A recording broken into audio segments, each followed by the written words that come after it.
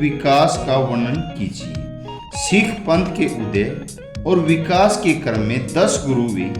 प्रथम गुरु नानक देव और 10वें गुरु गुरु गोविंद सिंह थे।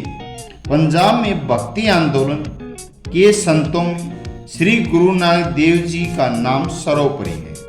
उनके शिष्यों को सिख नाम से जाना जाता है। गुरु नानक ने समानता, बंधुता, ईमानदारी, शारीरिक श्रम पर आधारित नई सामाजिक व्यवस्था स्थापित की। कालांतर में बहुत समय पहले गुरु नानक जी की विचारधारा ही सिख धर्म बन गई। गुरु अंगद देव ने एक अलग लिपि अपनाई जिसे गुरुमुखी कहा जाता है। गुरु अर्जुन देव ने सिखों के लिए पवित्र आदि ग्रंथ तैयार किए जिसे गुरु ग्रंथ साहिब भी कहा जाता है। हरगोविंद ने सिखों को सैन्य स्वरूप प्रदान किया।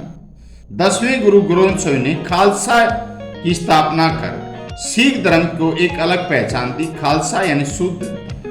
उन्होंने पवित्र ग्रंथ गुरु ग्रंथ साहिब के हुई सिखों के लिए गुरु घोषित किया।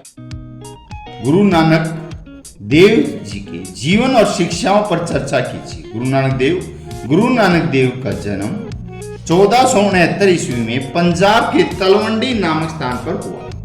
तलवंडी गांव को अब ननकाना साहिब के नाम से जाना जाता है, जो अब पाकिस्तान में है। बचपन से उनकी रुचि आध्यात्मिक रही है। बहुत समय पहले ही आध्यात्मिक जीवन जिया था इसने। गुरु नानक देव की शिक्षाएं। गुरु नानक देव ने गृहस्थ जीवन को भक्ति के मार्ग में बाधा नहीं माना। गुरु नानक देव के उपदेश व्यवहारिक व समाज कल्याण के लिए थे। उनका कहना था कि संसार में न कोई हिंदू है न कोई मुसलमान है, अपितु सब एकमात्र परम शक्तिशाली परमात्मा की संतान हैं। ये विचार किसके थे? गुरु नानक देव जी के थे। उन्होंने जातीय भेदभाव से दूर रहने का संदेश दिया था। उन्होंने अपने उपदेशों में परमात्मा को अनंत, सर्वशक्तिमान, जो सब जगह विद्यमान है, सत्य, निर्गुण, अजन्मा माना है। उन्होंने शारीरिक श्रम के द्वारा जीविका उपार्जन पर बल दिया। उन्होंने उपदेशों में समानता, बंधुता, ईमानदारी पर जोर दिया। प्रश्न नंबर 3, सिखों को सैन्य स्वरूप देने वाले गुरु गोविंद सिंह के सिखों के विकास में योगदान पर चर्चा कीजिए।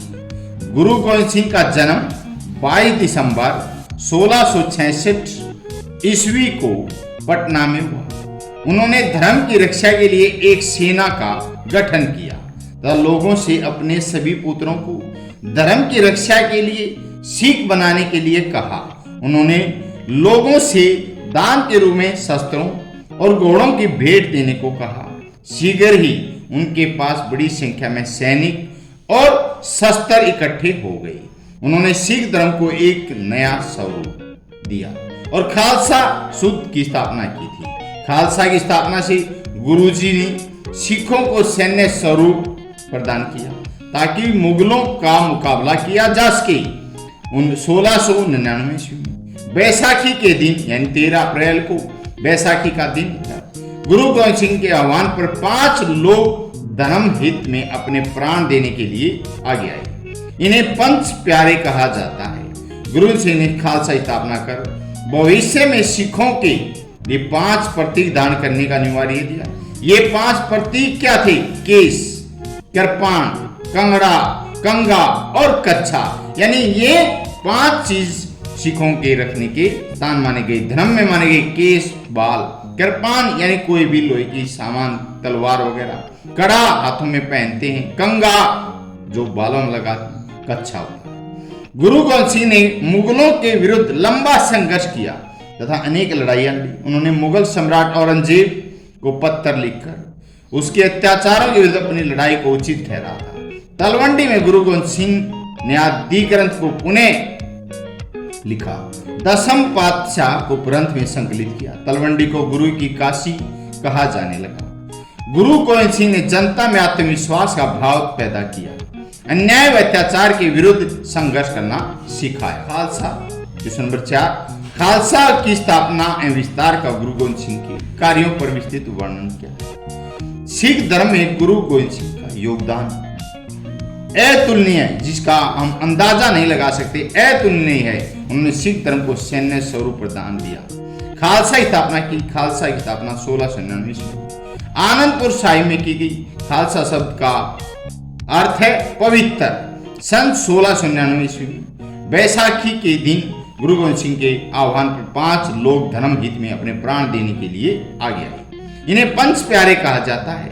इन्हें 5 वीरों ने गुरु जी ने साथ मिलकर अमृत ग्रहण किया। गुरु गोविंद सिंह खालसा स्थापना कर भविष्य में सिखों के लिए 5 प्रतीक धारण करने का अनिवार्य जरूरी बता। 5 थे केस, कृपाण, कड़ा, कंगा, कच्छा। गुरु जी ने अपनी दूरदृष्टि से आगे की सोच के लिए एक ऐसी सेना का निर्माण किया जो मुगलों से मुकाबला कर सके। इस सेना में शामिल होने वाले को खालसा यानी पवित्र यानी शुद्ध कहा जाता था। आनंदपुर साहिब के युद्धों का संक्षिप्त वर्णन कीजिए। आनंदपुर साहिब का प्रथम युद्ध सन 1700 में औरंगजेब ने 10,000 सैनिक दिन बेग और पेंदा खान के नेतृत्व में युद्ध के लिए पंजाब भेजे। यहां गुरु गोविंद सिंह ने एक बाण एक से पेंदा खान का वध कर दिया, जिसे मुगल सेना भयभीत होकर वहां से भाग गई। आनंदपुर साहिब का दूसरा युद्ध 1704 ईस्वी में एक बार फिर मुगल सेना में आनंदपुर साहिब पर हमला किया, किंतु वे सिखों से हार कर वापस लौट गए। इस हार का बदला लेने के लिए औरंगजेब ने एक विशाल सेना का गठन किया। हमला करने के लिए भेजा। मुगल सेना ने किले को घेर लिया। उनकी रणनीति थी कि जब किले के अंदर भोजन सामग्री समाप्त हो जाएगी तब सिखों के सामने आत्मसमर्पण के लिए कोई रास्ता नहीं होगा। 8 महीने तक मुगलों ने किले को घेर कर रखा।